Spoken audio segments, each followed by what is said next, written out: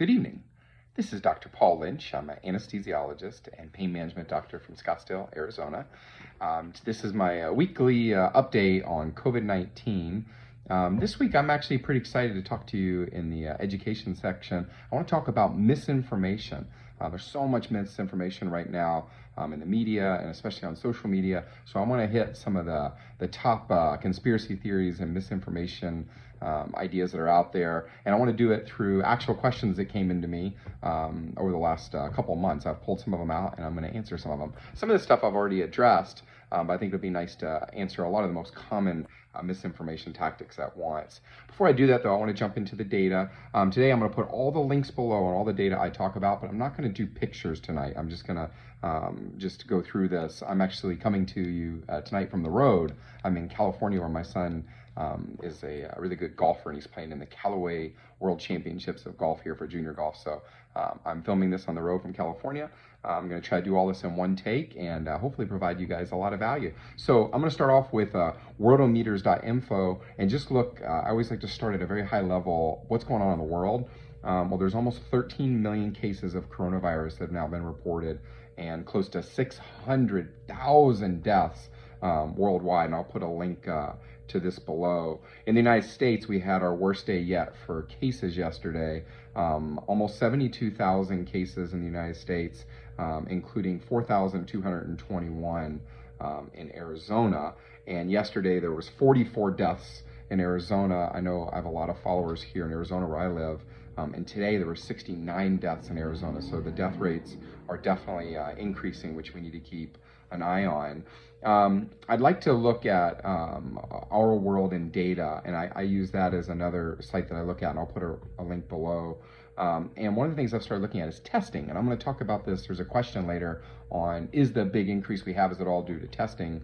The answer is no, but I'll get into that more later. But first of all, let's look at testing. We've been pretty steady for the last couple of weeks. We're testing around 2 tests per 1,000 in the United States, which works out to like 660,000 tests a day. And I'm going to get into that a little bit deeper later.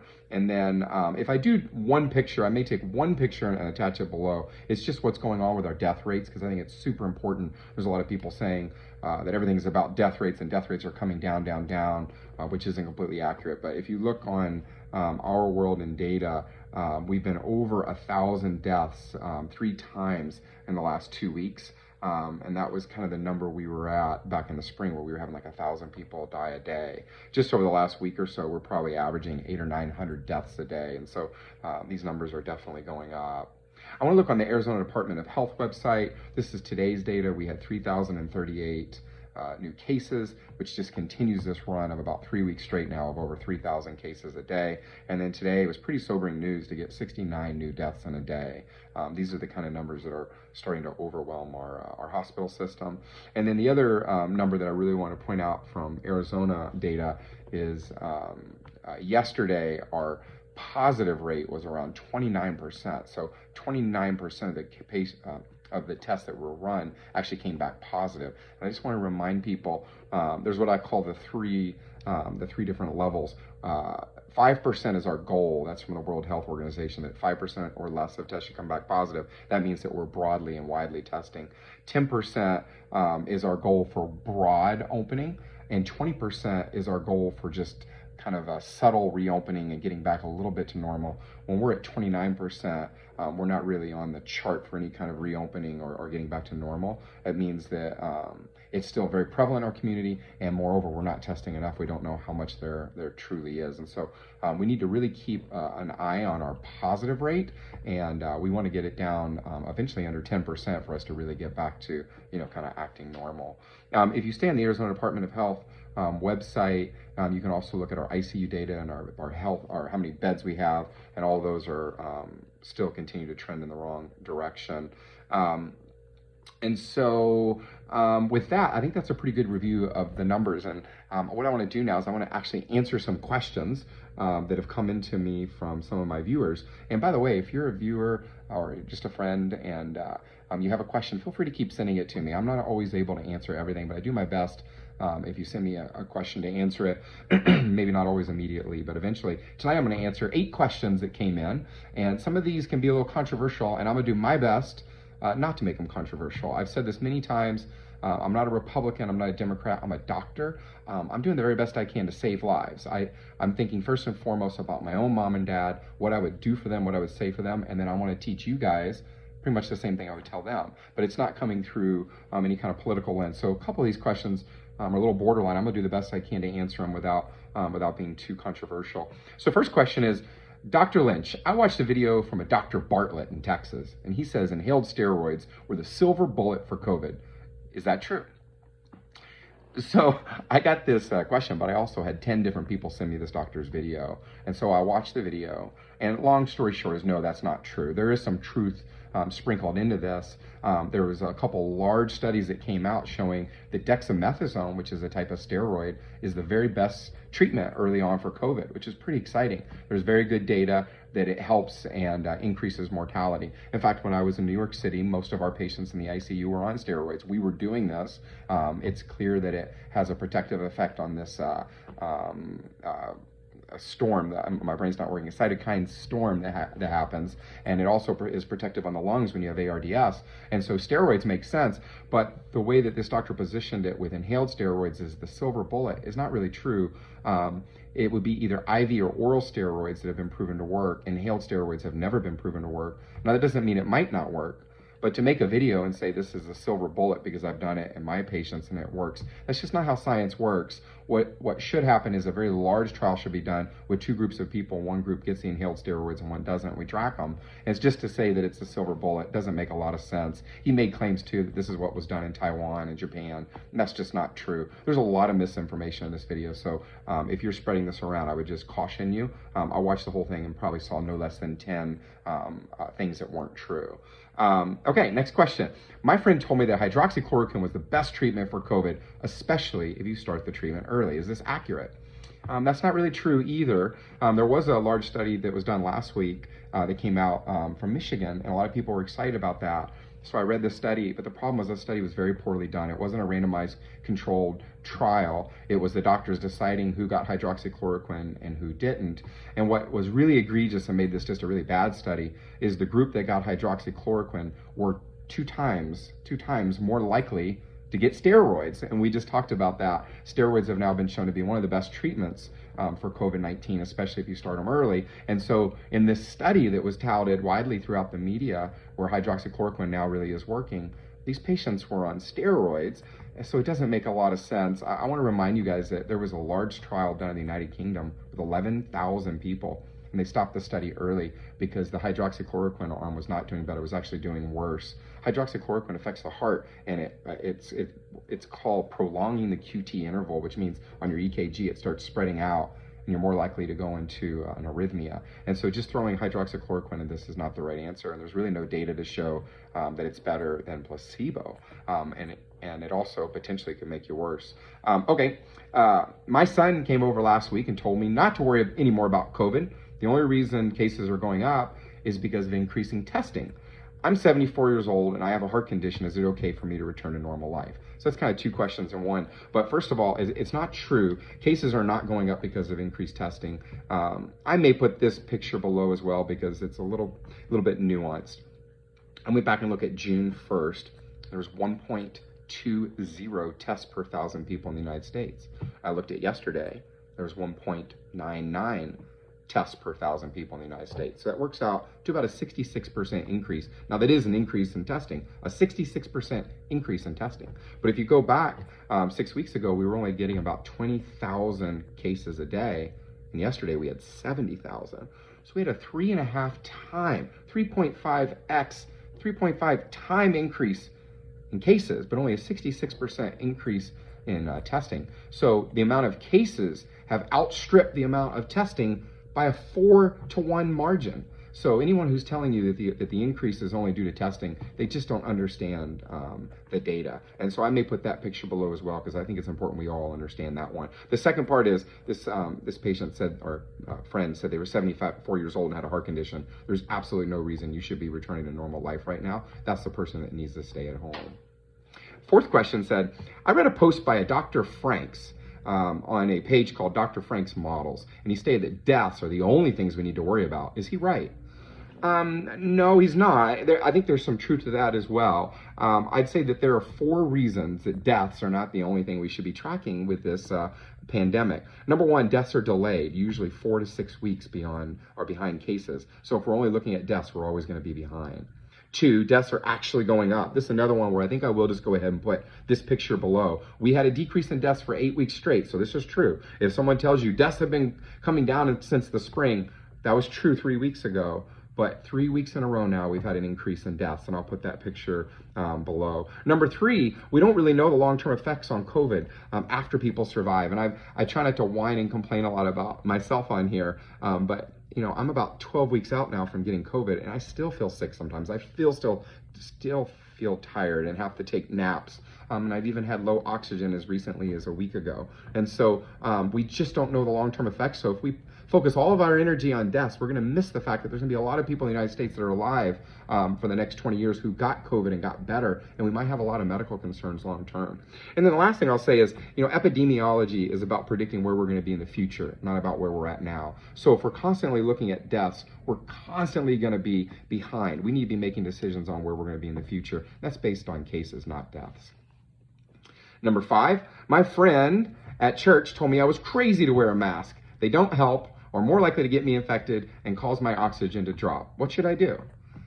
Well, you should wear a mask. I'm not going to spend too much time on this because we've talked about this in entire videos, and you can look back through my library or on YouTube and watch some of my videos, but it's just not true. I will say that in the early days, we didn't really know what was going on with COVID, and we weren't prepared, and we didn't have enough masks. And so a lot of kind of bad advice came out early about don't wear a mask or save the mask for the healthcare workers. And while I appreciate it as a doctor, we were trying to make sure we had it in the hospital, I think we confused a lot of people. And so I feel badly about that as a physician and part of the healthcare community. I think we just confused all of America. The bottom line is there's no way we could have had studies in place to prove that wearing a mask is going to decrease your ability to contract this or give it to other people. There's just a lot of misinformation.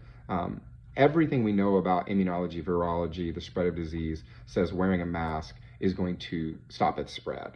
The countries that did this early stopped the spread immediately. The countries that didn't, like the United States and Brazil, we're just dropping the ball. The preponderance of evidence says wearing a mask is going to protect others, might even protect you. So please just wear a mask. Definitely, there have been studies done on O2. It doesn't drop your oxygen. It doesn't increase your CO2. I'm a doctor. I do surgery sometimes, and like I'll do like a spinal cord stem implant. It's not a big, massive surgery, but it's a surgery. I wear a mask the whole time. I do that to protect people. My oxygen doesn't drop. My CO2 doesn't go up. It's just not true. So continue to wear your mask. I'm almost done. I'll do 3 more. My friend on Facebook keeps sharing posts that COVID-19 deaths are overreported and that it specifically is done to keep Trump out of office. Okay, so I once again, I'm a doctor, not a Republican or Democrat. I want to tread lightly here, but I would just say that there's 2 parts of this. One is, are COVID-19 deaths overreported, and number 2, is it a big conspiracy theory? I'm going to hit the overreported first. They're not overreported. There's actually 3 big studies that came out last week showing that the actual amount of deaths in the United States are between 28 and 50% higher than what's being reported. 28 to 50% higher. And if you dig into it, probably half of the effect is COVID deaths that they didn't call COVID. So I want to say that again.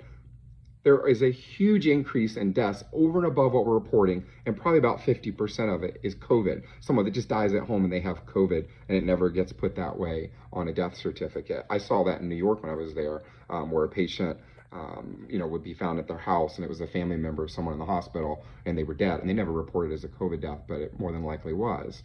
And so it's just not true. There's been multiple people have looked at, there's been papers written on this. If you choose to do your own homework, what you'll find is that the reporting of COVID deaths is actually underreporting, not over. Now, there are a lot of other deaths that are happening at home, like heart disease and stroke. There was a big paper that showed overdose deaths are up 40% year over year. So I would just implore all healthcare providers, we should not just stop treating people. If you are sick, you should still go to the hospital. You should still go to your doctor. It's important to get your basic healthcare because we're seeing those deaths go up as well. But the basic premise of this question, are COVID-19 deaths underreported? It's not true. The second part, is it a big conspiracy? I would just say no. If this was a big conspiracy, it would have to be a worldwide conspiracy. I said earlier, there's almost 600,000 deaths in the United States. I'm sorry, 600,000 deaths in the world and 13 million cases. So if it was some conspiracy based on politics, the whole world would have to be in on it. And that just doesn't make a lot of sense. And so I would just caution people to not get sucked into some of these conspiracies. Two more questions. Dr. Lynch, I watched the video on these ER docs in California, and they said COVID was like the flu. Is this true? No, that's not true. We've talked about this here before, and I just want to mention it. It keeps coming up. COVID is not like the flu. COVID is 2.5 times as contagious as the flu. We call it the R naught, which is how many people you're likely to infect. And COVID is 2.5 times more contagious. That's a big deal because of the way viruses spread. And then once you get it, COVID is probably between 5 and 10 times more lethal. We're still trying to figure out the absolute death rate. It's always hard. You need to know what we call the numerator and the denominator, the amount of people in society that have the disease, and then the amount of people that die. I said that wrong. The amount of people that die divided by the amount of people that have the disease. We don't really know the numerator and the denominator yet, so we're still trying to figure it out, but it's going to be somewhere between 5 and 10%. And so it's nothing like the flu, and we really should be careful not to let that idea keep spreading. And then final question, I watched a video from a nurse in New York City, and she said that hospitals were intubating patients just to get paid extra money. Is this true? Well, this one's probably the most salacious of all of them. I'm not going to dig too deep. Several people sent me this video from this nurse in New York, and she's got a lot of ideas that aren't really backed up by science. This doesn't make a lot of sense, this idea that doctors would intubate a patient just to get paid money. First of all, if you really think about it logically, the doctors who are making the decision to intubate, they don't own the hospital. They don't care.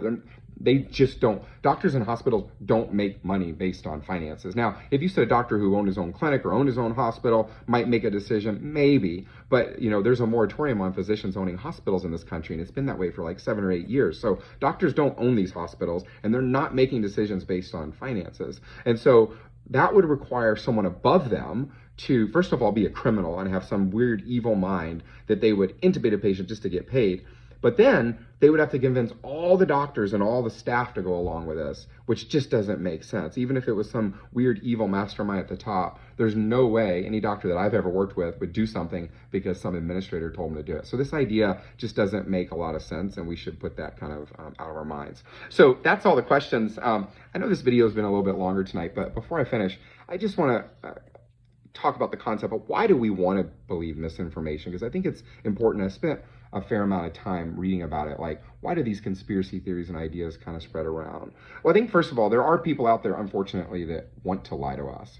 There are people that want our votes or want our money or want control over us. And it's just, that is a reality. And there are people that are motivated to lie. This whole thing, you know, with other countries fooling with our elections and stuff. There are people out there that have bad intentions. I don't disagree with that. But I think a lot of us, we have trusting natures. That's a good thing. You know, I think that there's a lot of good in us as humans, and I think we want to trust, particularly if we hear it from someone we respect or a leader. But I think if you dig a little deeper, that's kind of a high level you know, idea. If you dig a little deeper, conspiracy theories really take off because it's hard to face the truth. Like when you look at COVID and you say COVID's killing, you know, it'll be millions of people before it's done. Like, why would God allow that? Why can this happen? And it's such a hard reality to face that it's easier for us to come up with a boogeyman. It's easier for us to come up with someone else that it's their fault, and we can assign blame. And then we understand it. We can say, oh, it's China's fault. It's not God's fault. It's not part of life that there's a virus that might kill us. No, it's China's fault. China made this in a lab. Or no, it's Bill Gates' fault. He wants to make a lot of money on a vaccine. Or Dr. Fauci, it's his fault. But the reality is, and I talked to my son about this today, and he's pretty smart, and he said, Dad, life sucks. And I kind of laughed, and he's like, sometimes it's hard for us to believe that life just sucks, and that's the reality. And so we create these reasons for these things, when the reality is it's just life sucks sometimes. And so I don't know if that's helpful for anyone, but I would just say sometimes life is difficult, and we need to embrace the truth. And the best way to do that is to do your own research and to really understand these topics for yourself. So I'm going to put links below so you can read about everything I talked about today. And if you have any questions, feel free to send them to me. God bless you guys. Continue to socially distance, commensurate with your risk level. Continue to wash your hands, wear your mask, stay safe. I'll be praying for you, and please continue to pray for me. God bless you guys. God bless America.